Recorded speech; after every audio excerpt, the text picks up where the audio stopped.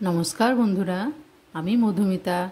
আজকে আমি নিয়ে চলে এসেছি আরও একটা নতুন রেসিপি। এখানে আমি নিয়ে এসেছি দুটো রুটি, যেগুলো অনেকের বাড়িতেই রাত্রের বানানো রুটি বাসি অবস্থায় থেকে যায়, সেগুলো আর আপনাদের ফেলে দিতে হবে না।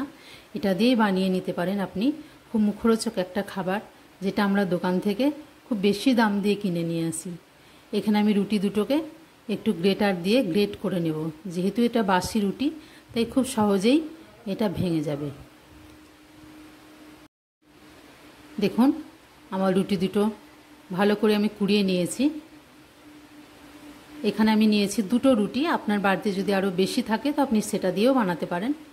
এখানে আমি নিয়ে নিয়েছি একটা কড়াই। কড়াইটা গরম হয়ে গেছে, এতে আমি দিয়ে দেব 2 চামচ ঘি।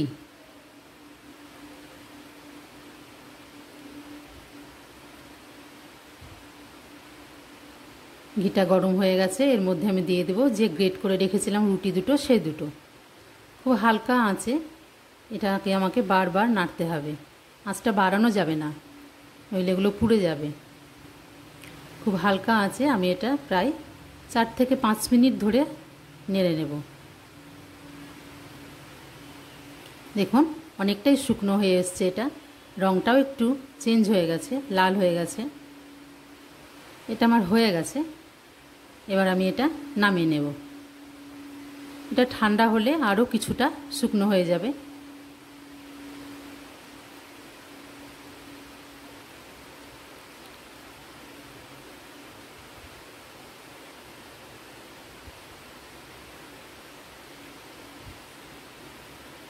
দেখুন, ঠান্ডা হয়ে গেছে, একদম ঝুরঝুরে হয়ে গেছে এগুলো।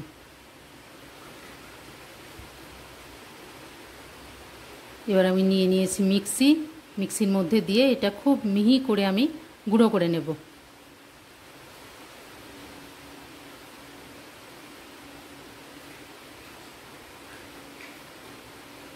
দেখুন, গুঁড়ো হয়ে গেছে।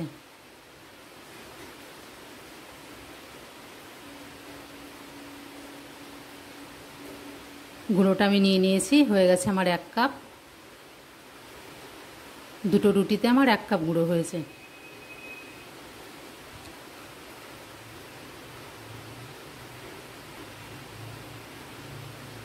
নিয়ে নেব 1/2 কাপ গুঁড়ো দুধ। এটা দিলে পরে টেস্টটা অনেকটা বেড়ে যাবে।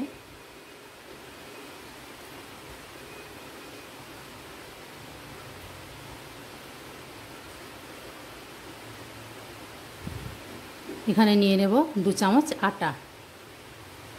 আটাটা দিলে বাইন্ডিংটা খুব সুন্দর হবে, ফেটে যাবে না। নিয়ে নেব 1 চামচ এলাচ গুঁড়ো, 1 চামচ চিনি দিয়ে আমি গুঁড়িয়ে নিয়েছি। বাইরে ঝমঝম করে বৃষ্টি পড়ছে বন্ধুরা, আপনারা হয়তো শব্দ শুনতে পাবেন।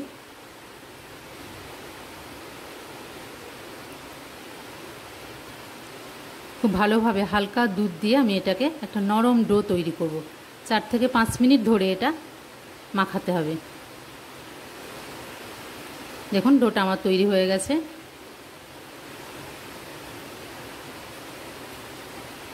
অনেকটা নরম হয়ে গেছে।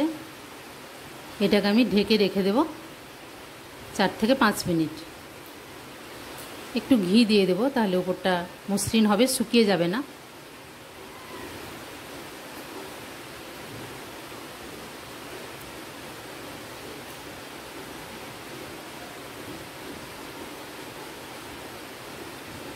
দেখুন, নাড়তে নাড়তে একদম মোলায়েম হয়ে গেছে, সব ভালোভাবে মিশে গেছে।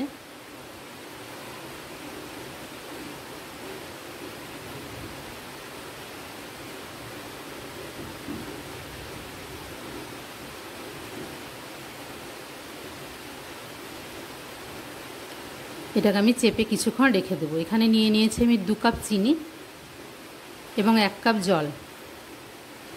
আরও 1/2 কাপ আমি জল দেব একটু পরে। প্রথমে চিনিটা গুলে যাক।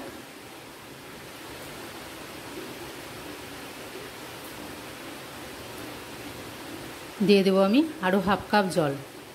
তাহলে আমি নিয়েছি 2 কাপ চিনি আর 1.5 কাপ জল। দেখুন, রসটা আমার তৈরি হয়ে গেছে। গ্যাসটা অফ করে দেব।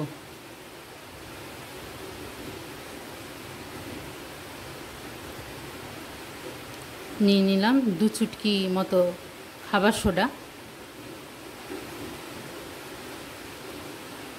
খাবার সোডাটা আপনারা অবশ্যই দেবেন, তাহলে মিষ্টির ভেতরটা ফাঁপা হবে, নইলে শক্ত হয়ে যাবে।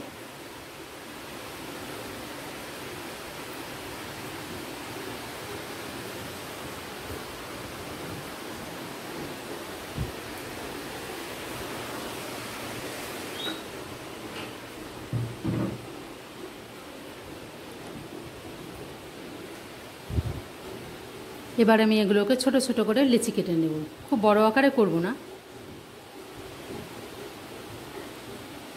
দেখুন একদম মসৃণ হয়ে গেছে, গোল হয়ে গেছে। এটা দেখে আপনাদের বুঝতে হবে ডোটা খুব সুন্দরভাবে তৈরি হয়েছে।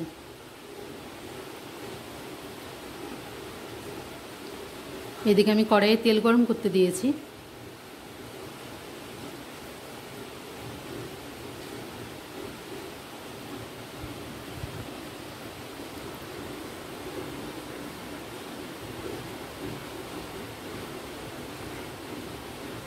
দেখুন আমি সবগুলো বানিয়ে নিয়েছি। এখানে একটা লম্বা আকৃতিরও তৈরি করেছি।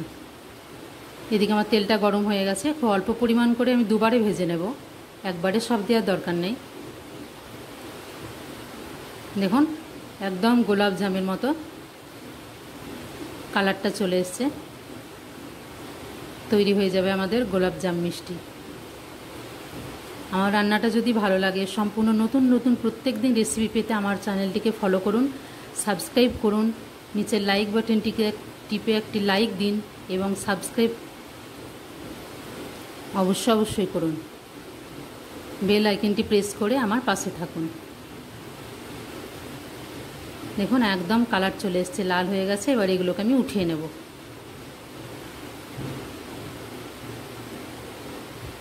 আগেরগুলো তুলে রসের মধ্যে দিয়ে দিয়েছি। চিনির রসটা কাটাবার জন্য একটু দুধ দিয়েছিলাম বন্ধুরা, তাই রসের রঙটা একটু এরকম লাগছে, ওটা আপনাদের দেখানো হয়নি। দেখুন পুরো রসটা টেনে নিয়ে খুব সুন্দর হয়ে গেছে, মিষ্টিগুলো নরম তৈরি হয়েছে। আমি একটা প্লেটের মধ্যে সাজিয়ে নেব, আপনাদের একটা কেটেও দেখাবো।